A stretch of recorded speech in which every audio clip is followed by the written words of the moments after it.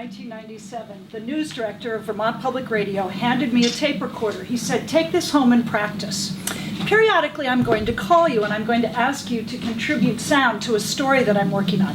But don't worry, I'm not going to call you very often, and you'll always have time to get the sound you need because breaking news, it doesn't happen in Vermont." I had met Steve earlier that day. I had loved public radio, but not in my wildest imagination could I figure out how to connect myself to it. I was a freelance writer and I was struggling with all of the ideas and interests that were in me. I was trying to find a medium and I was trying to find momentum. I saw an ad that said that Vermont Public Radio was having an open house, and I decided to go. Now, it was 3 hours from my house in northern Vermont. We lived in southern Vermont, but I got a babysitter and I went. And I sat down at a table, and Steve was sitting across from me. And we introduced ourselves to each other, and he said to me, "Have you ever considered being a reporter?" And I said, "No, I am not a reporter." And he said, "Yes, you are." And I said, "No, I'm not." "Why would you even say such a thing?" Well, it turned out he had read 2 essays that I had written in a magazine, and he actually articulated something about me that I had not articulated about myself. He said, "You know what? You are a natural storyteller. You are a great observer, and you don't have an agenda. And that makes a good reporter." So I took the tape recorder home. About 4 nights later, Thursday night, October 9th, the phone rang, kind of late, and it was Steve. Steve explained to me that National Public Radio had called him and said tomorrow morning between 5:30 and 6 o'clock our time, in Oslo, Norway, the Nobel Prize Committee is going to announce the Nobel Peace Prize winner or winners. And one of the finalists is a woman named Jody Williams. And Jody has a campaign to ban landmines around the world. And Jody worked in Washington, D.C., but apparently she had a house in Vermont, and apparently she was in the house in Vermont. And NPR said to Steve, "Early tomorrow morning, if she wins part or all of the prize, we need you to get up and get to her house and get an exclusive interview and send it to us." And I said, "Steve, that's so cool, breaking news in Vermont." And he said, "It's not that cool because we have no contact information for her. We have no idea how to get it, and it's getting kind of late." And he said, "We know her house is in Putney," which was 10 miles from my house, "but we don't know where the house is." And he explained that he had an eye condition that prevented him from driving in the dark. So the next morning, he wouldn't be able to leave till sunrise, and it would take him 3 hours to get there. So he said, "Alison, you're going to have to get the interview." And I said, "Steve, I have never done this before." And he said, "Surely you know somebody in Putney you can call, and they can find Jody for you, and you can call her up and tell her that you need to come interview her tomorrow morning if she wins the prize." And I said, "I can't." He said, "Just do it. Look." He said, "It is so unlikely she's going to win. She's not favored to win." And then he named all the other people who were going to win. He said, "So don't even worry about it." So I hung up the phone. I thought, I can't do this. I picked the phone up and I called someone in Putney. And within 5 phone calls, I had Jody Williams' phone number. I said, "I can't call her. I have to call her." Picked up the phone. I called her. She answered her own phone. I thought, what am I going to say? And I thought, okay, I'm going to said, "Jody, this is Alison Freeland, and I recently am working with Vermont Public Radio." And I said, "Tomorrow morning, if you win the Nobel Peace Prize, may I interview you?" And she said, "Sure. It's not likely to happen, but sure." And she gave me directions to her house. I went to bed, the phone rang, you know what's coming. It was in the dark the next morning, and it was Steve. And he said, "Alison, she won the whole enchilada."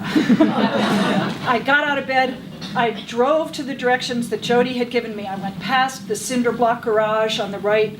I went up the dirt road, and at the beaver pond, there was a fork in the road. I took a left. I went down the dirt road, past the horse in the pasture to her house. And I could see around her house the television news vans with the satellite dishes on their roofs and the reporters on the lawn.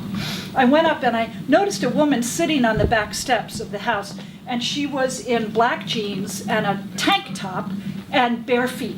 And she had a cup of coffee posed on her knee. And I went up to one of the reporters and I said, "What's going on?" And he said, "That's Jody Williams." And he said, "But she's not talking to us. She's going to give a press conference later in the morning." I said to myself, "I can't do a press conference. I have to have an exclusive." So I wrote my name down on a piece of paper, and I wrote Vermont Public Radio, and I went to hand it to her, and she got up and walked in the house. I followed her up the steps and I stuck my arm in the house. Someone took the piece of paper from my hand and shut the door. And I went back and I stood on the lawn, and for about an hour or two, I talked to the reporters and I said things like, you know, if you were going to get an exclusive with Jody Williams, what kind of questions would you ask?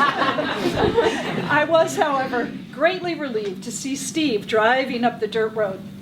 He got out of the car and a man came to the back door and he said, Alison Freeland, Vermont Public Radio. And I said, and he said, come on in. And Steve and I walked in and there was Jody, a little more clothed, and she gave us a 15 or 20 minute exclusive. We came downstairs, Steve called NPR and they said, look, we want to run with this at the top of the hour. It'll be the lead story, 4:00 p.m. East Coast time, and it'll be on All Things Considered. Can you get it to us? And Steve said, I don't know if we can get you the story, but we're going to try. In those days, he transmitted tape via an ISDN line, and he didn't know where any ISDN lines were in southern Vermont, but he knew Dartmouth College had one. So we jumped in the car. It was about an hour and 10 minutes up the road. We headed up Route 91. He was driving, and in that hour and 10 minutes, he taught me the basics of how to write a radio story. I transcribed every word that Jody said. He taught me how to pick her words, which ones would be the most meaningful. He taught me how to write into her tape and how to write out of it, how to write the reporter's narration, how to build the story, do the host intro, do the outro. And I said, he taught me how to write for the ear instead of the eye, how to do the phrasing and how long the sentences should be.